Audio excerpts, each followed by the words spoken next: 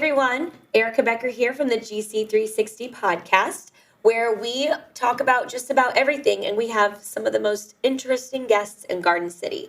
And today, I've got a really special treat for you because we have the fabulous Paige Patterson with us today. I'm so excited to talk to her. She is a vocalist, she's a performer, she's a content creator. She has her own musical show out right now that we're going to talk about called Pure Joy. And I really can't wait to get into it. So let's do it. Paige, thank you so much for being on the show. Hi, how are you? That was a nice introduction. Well, you've done a lot of things. You're very impressive. So I was trying to encapsulate everything. Was I Chaka Khan? Was I'm every woman? Yeah, like that? pretty much. Okay. So also, I love your outfit today. Oh, thank you very much. So great. Now we're both theater girls, right? Yay, theater. Yes, theater geeks. Theater geeks. Definitely. And I know I started doing it at a young age. So when did you start getting into performing?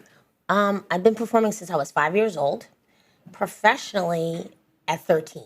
Wow. Touring and stuff like that. What was the tour that you did? Was local regional tour, and then in Connecticut for Really Rosie. Maurice Sendak book, and the music was by Carole King, and I loved it. And then I've been doing it ever since. Yeah. Yeah. So yeah, I used to work with an organization called Kids for Kids. So for young kids to learn about, kind of like what you guys are doing here, to help kids really learn the art and the craft of musical theater performance, acting. Mm-hmm. Yeah, and then I went to college. Where'd you go to college? Pace University. Yay, Pace. And you studied? What did you study? Originally it was theater, and then I had a professor who crushed my hopes. He says, there's no real acting in musical theater. I was like, oh, huh? Has No. he seen a show? No, and that crushed my hopes. So I changed my major to speech communication and Italian minor. Italian minor? Yes, because when I first took my very first voice lesson, my teacher said to me, you have this thing for language, and I said, well, yeah, I took a little Spanish in high school. And so he took out this book. I'm sure if you've taken the Schirmer book. Yeah. And the Italian arias. And I was like, I don't want to do opera. Mm-hmm. And he's like, no, it helps you with your vowels. And I said, okay. And I loved Italian. And then I took it as my minor. That's so great. It is beautiful to sing Italian. Yes, it is. It's very beautiful. I think that probably most vocal coaches, mine definitely did when I started singing in high school. She said, you have to learn all these basics. I had to do those arias too. Yes. I was like, but I don't want to be an opera singer. I said the same thing. And she said, you need to know how to do all this. So it's technique. Yes. Because the vowels are easier. Mm-hmm. So that when you sing, you don't hit say the word hard. You don't hit hard. You would say ha, Mm-hmm. So you'll hear that, and it makes it easier on your vocal cords. Yeah, definitely. So, okay. So how did you, whenever you started, you said professionally at 13, how did you get into that tour? Did you audition? Did your mom, were your parents on board with it? I always had, my parents have always been my advocate, but my mother was like, you should audition for the show. And I was like, they're not going to give it to me. She's like, just go out and audition. I was like, they're not going to give it to me. And I got the lead. And I had been doing shows with that organization already. I was in the chorus for Bye Bye Birdie. So I always loved it. But Really Rosie, I got to really sink my teeth in. And, it was a lot of character. And I loved it. And she was big. Yeah. She was a big character. Yeah. So I really loved it. And then from there, I went to do Godspell with the same organization. I can see you doing that. Yeah. And then when I went to college, I went to Pace. And Pace, when I went, wasn't the Actors Studio. It is the Actors Studio now. Oh. So I was like, man, I missed it. Wow. But, at Pace, you learn again about character development. And I did a lot of lead roles in college. Usually you don't get leads when you are freshmen. Mm-hmm. I had it all the way through college. And then when I left college, it was like, this is the reality of life. Yeah. Nobody cares. It's a very different, it's a big, kind of a little bit of a shock, right? Yes. And back then they didn't talk to you about the business of show business. They still really don't. Yeah. As much as they should.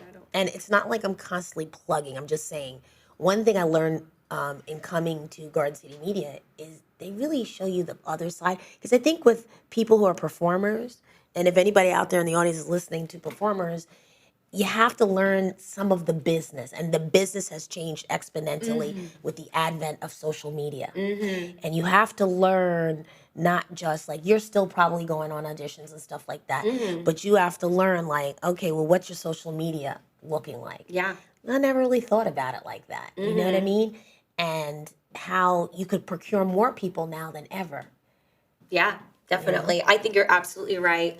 I did not learn about the business side when I was in school, and so when I've had to slowly figure it out. So I definitely feel you on that. Yeah, it's hard because it's a big you're part of thrust it, out too. there because they're teaching you the craft, but they also should teach you the business of show business. Because if you have the talent, but you can't, if you're not doing anything with it, then why did you spend all that time working on the craft, right? Yeah, and even like again, you have this platform here.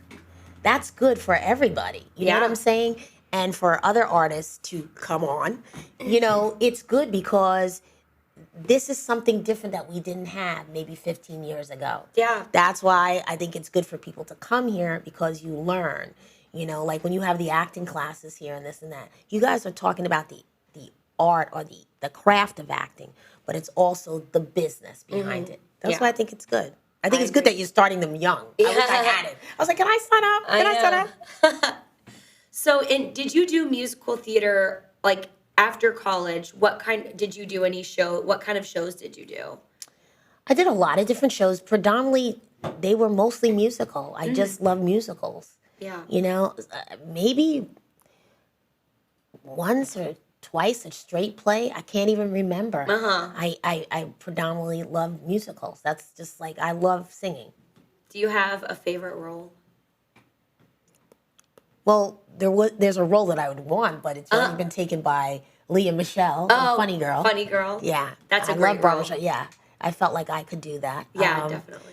That's a great role. But I played Harriet Tubman from Oh. a little child to a child slave to a teenage slave to an adult slave to a free slave and then to advanced age. And I had to do it in an hour and 10 minutes. Wow. And, I'm sure like there's things that you have to do.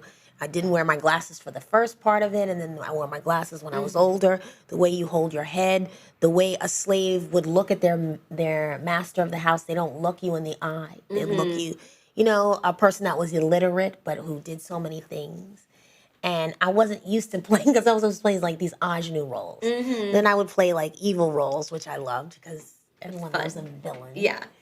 So I to played sink a lot into. of different types of character work. Yeah. Yeah. That sounds like that Harriet Tubman role sounds really like that's quite you have a lot of talent to pull that off. Like that's I didn't think quite- I did at the time, but I learned a lot. Yeah. Because even the speech, when you're talking and you're looking at the dialogue, you almost have to rewrite the dialogue because you don't say the, you would say the. You know what I mean? There's things that you would say. Can you listen? Listen. I can't really think of it now, but you would have to rewrite the dialogue. Yeah. So that it would make sense coming out of a slave's mouth. Yeah, definitely. Wow, where did you do that at? Well, that was many years ago, and I forgot the theater company now, so I don't really remember. But I remember when I got the part, I was like, because I don't get parts like that. Yeah, You know what I mean? that's awesome, I either though. get the nasty one or the ingenue. So I was like, That's cool though. so I didn't really understand. But I do remember the defining moment was when she reaches I think it's Philadelphia, or maybe it was Baltimore. I'm not sure. But all she has to do is walk over a line and it'll say, you're free now. Yeah. But she can't read. And she has to ask, this was a young audience, and she's like, what that say? Instead of what does this say? What that say? And they say to her, whatever the state was. And I had to take a moment to be like, to take it all in like, yeah. oh my God, I'm free. All I got to do is, that's it. Yeah. So it was very interesting. And then, I'm a history buff, so I love to learn about her. Sojourner Truth, so I love to learn about things. Yeah. And strong African American women. I like to learn about them. Whenever you said the history, I think that as a young person growing up in musical theater. A lot of history that I remembered was from doing musicals. Like I remember I was in ragtime when I was 12. And that was how I kind of learned about all of that went on. They weren't turn of the talking about century. that yet to me Yeah. in history. Yeah. And I was learning about it because I was in this musical. So That's it's an interesting thing that you were saying that people don't understand the power of art. Mm-hmm. Art has and today it seems like you want to take that away a little bit. You know what I mean? And history.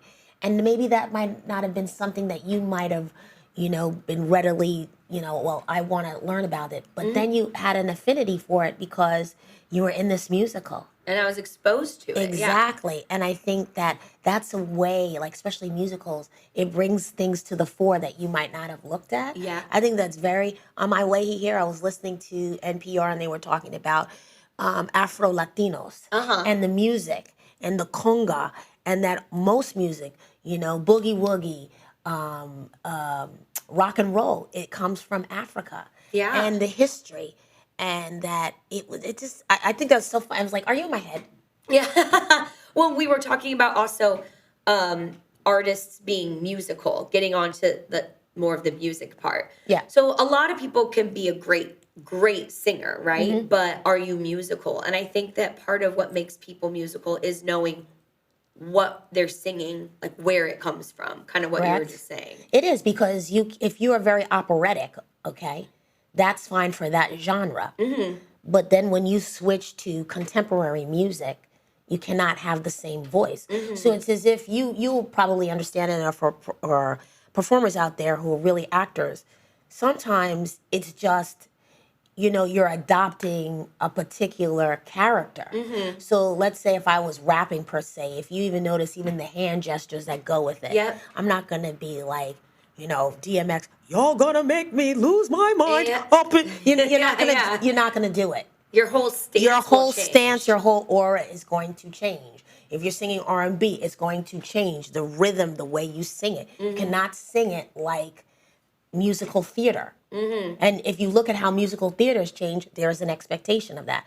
But some people get away with it. They come under, the radar. But I'm like, but that's not how that person really would sing that. Do you understand what I'm saying to you? do. So I think that you should learn whatever the idiom is. Like I like a lot of Harlem Renaissance. I like a lot of 40s music.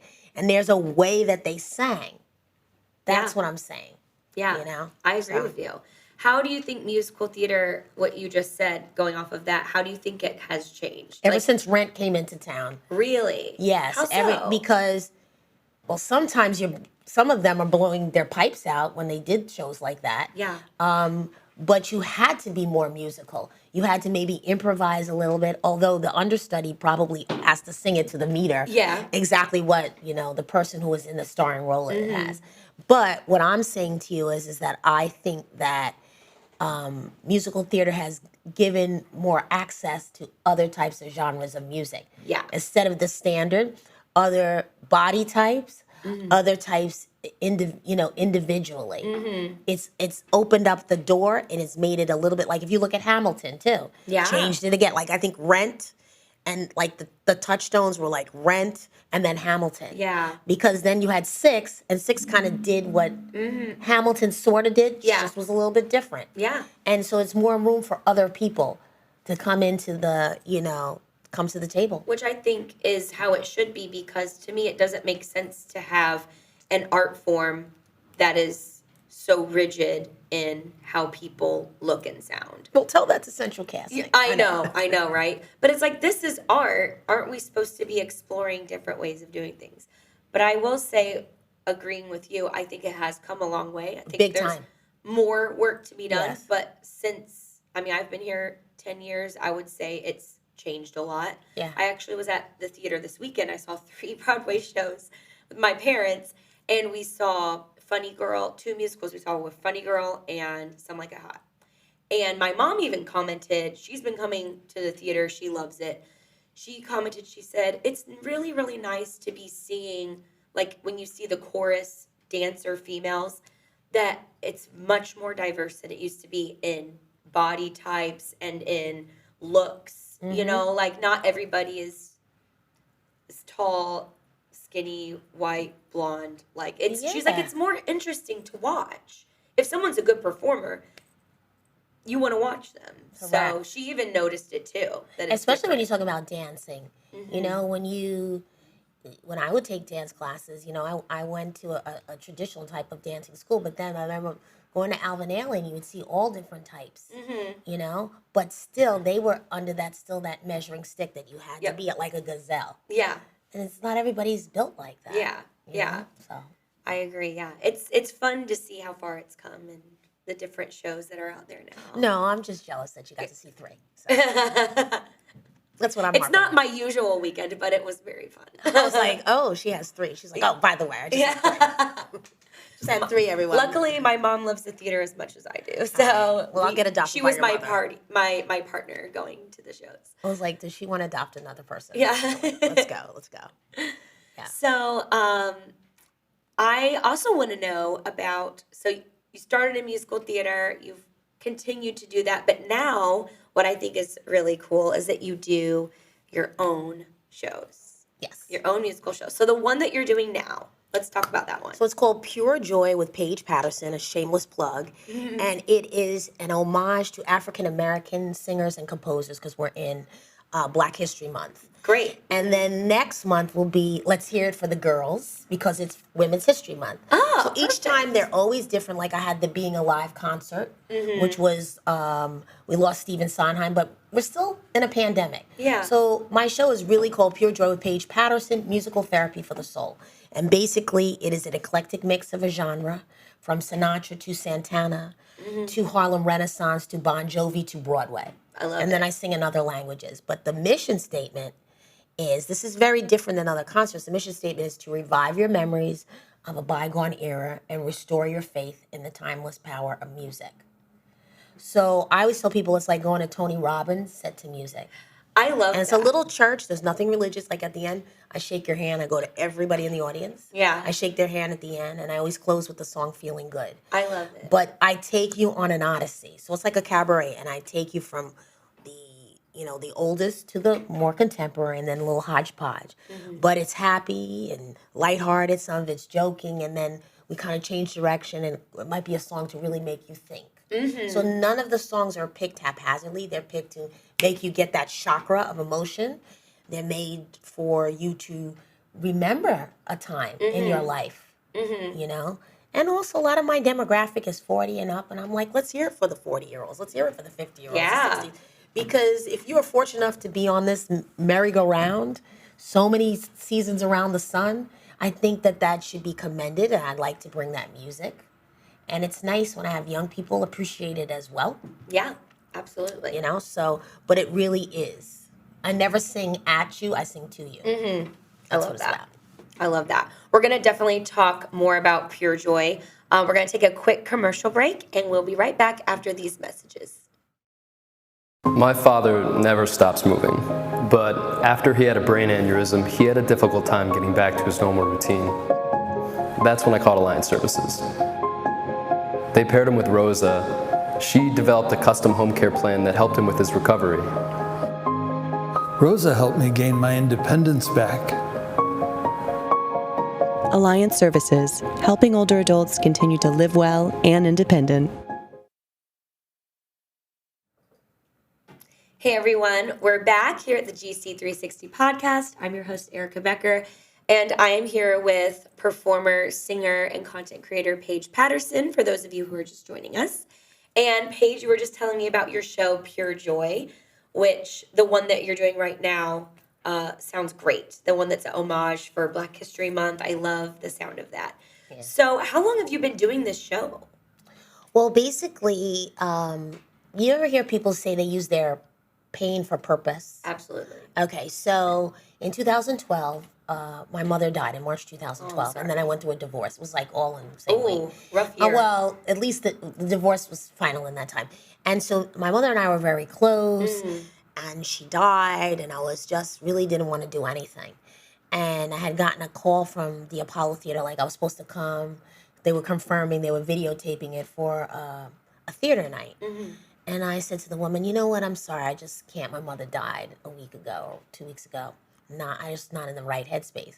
So I called my brother, and my brother was like, just like this, you need to get back on the phone. And you need to tell them that you had a lapse in judgment. Just like, you see what I'm saying? Like a serial killer at the door. I'm coming to stab you. He is threatening you. So he's like, you need to get every bit of footage that you can. And he's like, I was like, but you need to get back on the phone. It's a good brother. So I did. And I thought, oh, it's not going to work out. And, you know, on the way there, I kind of lost my voice. Oh, no. I was kind of, you know, I said, no, nothing's coming out. He's like, this always happens to you when you have to sing. You always get this. And so I won second place. Wow. And then my brother goes, you need to do a lot more singing. And I was like, I don't want to do that. He goes, you need to because you'll feel better. So I went to stores, and I would start singing in stores, like in what Garden stores? City, like the Lord and Taylor I love over here. Wow. And I would bring music into stores. And then I would get little gigs at libraries, and then somebody saw me and she said, you know, why don't you come to the Cinema Arts in Huntington? I think you'd be great. It's a cabaret style type of thing. And from there, I just started to build my base, okay? And one time I was doing a show, and I'm just going to be really brief, and it was at a library and was heavily, you know, people put down libraries, but libraries are the mecca. Yeah. Don't sleep on a library, because a library will give you your base. And it was heavily attended, but the people just seemed to be so miserable. They were older, and some of them were just, there was some cognitive decline, and it just was saddening to me. Yeah. I felt really bad for them, but I wanted to clerk. I wanted to get through it. I don't really want to do that. I don't want to be here. This is uncomfortable. But I didn't do it. And as I told you, I always shake the hands of people at the end of the show. And the woman, she looked at me in the dead in there. She's like, God's got his hand on you. Wow. And my friend said to me, what did you learn from that? I said, it's not about me. And kind of, you know, that's when I really dug in, and I was like, let's really make this audience driven. Let's really make it about the audience. And that's why I say this program is musical therapy for the soul. It's not like somebody, I sing, you stand there. I sing, I try to bring up memories for you. I try to evoke memories. I try to be in the audience. I try to get you to dance with me. Some people just start spontaneously dancing. Yeah. Okay? But I always try to give you a mood, and I give you a theme. But within that theme, it is always musical therapy, because some people will leave crying. Oh, yeah. I've had that. Wow. Yeah. That's beautiful. You know, so the last concert we had in Amity for Black History, the woman said, I really didn't expect it was more than what I was expecting. Because I even put it in memoriam of the people, of the African-American artists and singers and people that we've lost in 2022. And then I give you history about, you know, African-American people, because it tends to be that we're in silos. We have slavery and we have civil rights, and there's nothing in between. But what about Black Wall Street? What about every day, Erica, you drive your car, and what do you stop at? You stop at a stoplight. That's a Black person who made that. So I incorporate that, because you are at a library, and a library is your greatest resource to find things. It's just like you're talking about history. I want people to know that we're not in silos, and we also help the American musical landscape. Yeah. So that's what I try to do with my concerts, is to teach, not be preachy, just to Teach. To teach. I love that. But I think that that's what any art form is supposed to be. I think when you realize it's not about me, I knew it at a young age. I knew, like, when I was performing, it wasn't to, like, get accolades from anybody, or I was like, oh, I'm making people feel a certain way. That's like helping them. That's what. And then it does something for you. Definitely helps you. I think, again, too, like when you have the classes for young kids, that's a way of giving back. Because one thing, with the acting classes, especially for anybody who's on the fence, it's an immeasurable gift that you can give to your kid. It's not about, you want to take people out of this, it's the aggrandizement of me as a person. It's not that that's not, you get a little bit of, we'd be lying if we said that. But the fact that you're giving something, that's an intangible. You can't put any price on it. No. And you're giving someone a craft. You could just have gone on about your young woman. Let me just make this about me, Erica. But you're giving back. And like what just like, GC gave their virtual village, they're always giving back. Yeah. That's why I like coming here, because it's always like, they're here to support their local artists, they're giving back to the community, and then you have a class, and I'm like, I don't think people really understand we had a person come in, yeah. And it's what I tell people all the time is, acting classes are not just for someone who thinks like, I want to be a famous actor one day. Like there's a small sprinkle of people who will do that, but it's like you just said, it's a gift, and it's a skill that no one can take away from you. No one can take away the things that you learn in acting class, the confidence you get, the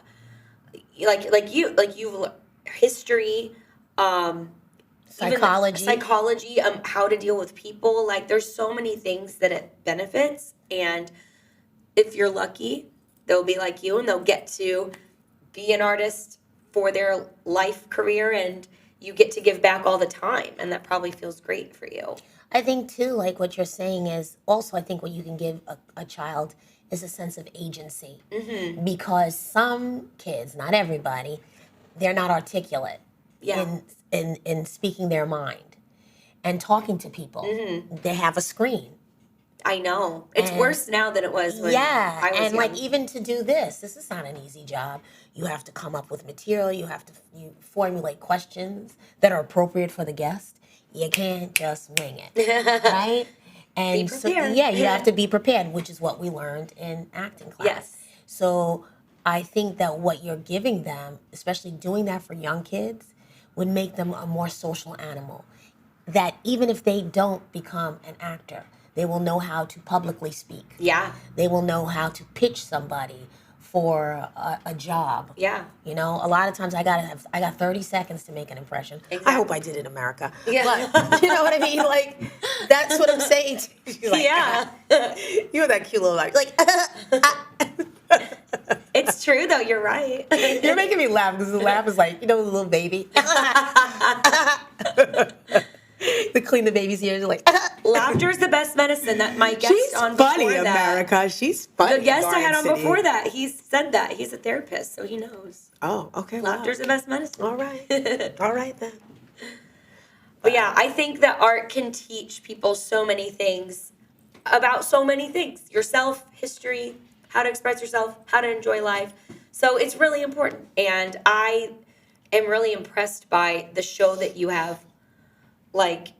You come up with a new show basically each month, it sounds like. So that's amazing. And you have to learn new songs. People don't even know, what it takes. And like you said, you don't just pick songs that you like. No. It's like what is my audience going to want to hear? What makes sense for this theme? And there's a psychology behind it. Absolutely. Because basically what I'm doing is who did you have? You said you had a psychologist on? Is that what you had? So when you go to school, right, and you learn about psychology, I think there's a thing called Pavlov's dog. Yep. And you buzz the dog, and the dog's tongue comes out. It's like when you get a text, you're like, right? Uh-huh. They've built that in, right? So that you get that, all right? So basically, I'm setting my audience up, and I'm putting them, and the songs go in a particular succession so that you get to this point of a fever pitch, like, oh my God. Because they'll say, oh my God, your song choice is so good. And I'm like, I'm glad they think about the song choice. Because it's not haphazard. No. And when they come, I always say to them, how's your energy? Not how are you, how's your energy? I like that. Yeah, I got that from Charlemagne the God. I like that. But I was like, how's your energy? And I ask a couple of times during the thing. And also, as a musical theater person or as a singer or whatever, sometimes things are not moving, you gotta make them move. Uh-huh. Move it along. Absolutely. Or you might be like, Paige, you're too long-winded, wrap it up. Yeah. That's what, we do a live show. That's what live theater is. Yes. It's a rush too. But there's a skill in that. Exactly. There's a skill in that. Not just anyone can do it. It's something you have to practice and you get good at. And it's a great skill, I think. You hope. Yeah. At least you hope. Yeah. But I think that, again, doing that for children is really good, because you really can, like I said, you can give kids agency. And I think that's the most important thing that can be learned Yeah. from the acting classes here. And I'm glad that you're starting it young to say, listen. I mean, it changed my life as a young person, so Yeah. I've been passionate about giving back on that for a very long time. Because if I wouldn't have had theater and music growing up as a kid, I don't know what it. I would think not it's very be- good now because Yeah. the world is so crazy, especially for younger people, that with the pandemic and then Yes. also social media. I didn't have a Yes. phone and stuff like that like kids do now. yeah, I think that what you give them is something, a purpose and a sense of self, like keep you off the streets, keep you off the phone, just to have something else. You know, because sometimes some people don't have anything. Like you'd be surprised, like a lot of people just don't have something else, and I'm like, what? And that's how they get into trouble. Yeah, and I just think it's good. You know, like even through the pandemic, we had our art. Yeah. We had our Still, art. even though now during the pandemic, performers, film, TV, even non-performers, but in the industry of music, film, TV, theater, suffered a lot. I mean, there was nothing. I mean, we had our art. They couldn't take it away from us. We could still create. But as far as making a living, it was tough, right? Oh yeah, very tough. I ended up working for the census, but I remember the day I was reporting for, you have to get fingerprinted for the United States Census, and I got a phone call that I had been waiting for a long time. And at first, I didn't know who it was. It was like, I thought it was a spam call. I was like, hello. And it was the Huntington Arts Council giving me my own concert on the Heckscher Stage Theater with the Harry Chapin stage. And they wanted my program because it's positivity. Yeah. It's all about people. All about people. So I was very happy to get that. So actually, if you see, some people really flourished during the pandemic. I did. I had to do some videos at home. And that video that we had to shoot for the on the Harry Chapin stage, we had an audience, but it had to be limited because it was COVID. Right. This is 2020. But we live streamed 2,900 people for being a newbie. Wow. So that was good. And Great. so it made me see, like, you know, this product is viable. And so I guess what I'd like to say sometimes is, you know, people tend to pigeonhole me. Paige is very jazz. I'm like, if you knew jazz, you wouldn't say that. Because Yeah. jazz is not me. Jazz is like a Wynton Marsalis. Jazz is like a Diana Krall. I do a wide variety of music. Yeah. Or they'll say she's too Broadway. That's because maybe you're not used to people really getting into music and putting like a character and a signature Yeah. stamp on it. If you really a person that knew about theater, you wouldn't say that. Yeah. And singers. So I would say that if you would like to have a feel-good show that encompasses a lot of different genres and just make you feel really good to your soul, to your bones, you would come to my show. Yeah, I would say Because so. people leave so happy, so joyous. You know, I had one video excerpt, but I had to cut it out because the guy goes, "She should be on Broadway." I was like, "Oh my God, I wish you could." But if I send it to the wrong people, they'll go, "Oh, there you go. See, Yeah. she's doing Broadway." And But Broadway is so different. Like when people say that now, that doesn't mean, you know, like what's a like and the I music. It know doesn't that. mean the Music Man. You know, not Yes. that there's anything wrong with the Yeah. Music Man, but there's there's anything wrong. No, I saw it. It was great, but they're so diverse. The shows are diverse now. Like I mean, there's the show I saw. So I'm like, aha, it's big band jazz. There's no It's not what you would typically. Well, you think. have Rent, but that's what I'm saying. I think that some of these people who are making these decisions in sometimes like these outdoor festivals, they are making decisions for people who have now had a wider musical palette. Yeah. And they go with the same thing over and over again. And I'm like, you see that? I don't think is good. I think Yeah. you need to venture out. I think so too. We all could benefit from that. Because sometimes you don't know what you want until you see it. That's why people call it advertising. Yeah, exactly. You know? That's why. This is true. Before we sign off, I had two other things. So have you performed with anyone like famous? I didn't perform on the same stage, but the Tilla Center asked me to be the warm-up act for Marilyn McCoo at the Tilla Center. That's something to brag about. Yeah, Oh, and it was okay. nice because one of her band members was in the audience of my show. And he was like, "You are amazing." So for a Great. band member to say that, From her, yes. yes, and the person who worked with Marilyn McCoo came and stayed for my rehearsal and my show, and he was like, Wow. "You're legit." I mean, I watched your YouTube, and I have to come to a show. I can't. You have to give me the schedule because I definitely want to come. I'm all about that feel good music stuff, and I get into it. You get into it. I'll be You a good understand audience member. Okay. Good. So let's tell everyone where they can find you because everyone needs to come see the show. You can find me under my bed sleeping because I'm always tired. I'm like, mama is tired. Yeah. So you can find me on Instagram, _Productions. Okay. You can also find me on YouTube. And you would look under Pure Joy with Paige Patterson. Great. On YouTube. And then, for the old school people like me, I'm on Facebook. Yeah. Paige Patterson, Paige Patterson, Port Jefferson Station, New York. Great. All right? Awesome. Well, Paige, This has been so much fun. Yes, I could talk It's to my you first about time. theater all day. We'll have to get I want to dinner. come back. Yeah. I want to come back. We will definitely have you back. Thank you so much for sharing all of your knowledge and your passion and for sharing that with the community because And thank it does you help. for doing what you're doing for the community. No, honestly. Of course. I appreciate that. We have to give back. It's very important. Everyone, thank you so much for tuning into this wonderful episode of the GC360 podcast. And this episode was sponsored by Alliance Services. Thank you again for coming, and we will see you next time. My father never stops moving, but after he had a brain aneurysm, he had a difficult time getting back to his normal routine. That's when I called Alliance Services. They paired him with Rosa. She developed a custom home care plan that helped him with his recovery. Rosa helped me gain my independence back. Alliance Services, helping older adults continue to live well and independent.